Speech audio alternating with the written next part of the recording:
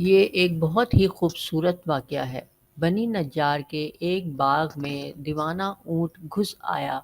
جو شخص بھی اس باغ میں آتا وہ اونٹ اسے کاٹنے کو دوڑتا۔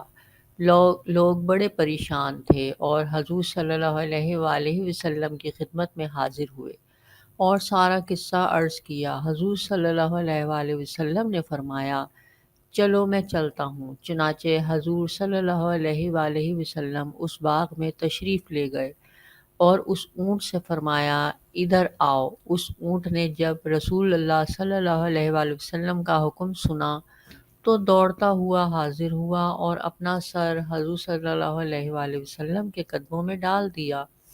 حضور صلی اللہ علیہ وسلم نے فرمایا، اس کی نکیل لاؤ۔ حضور صلی اللہ علیہ وسلم نے اسے نکیل ڈال کر اس کے مالک کے حوالے کر دیا اور اونٹ آرام سے چلا گیا۔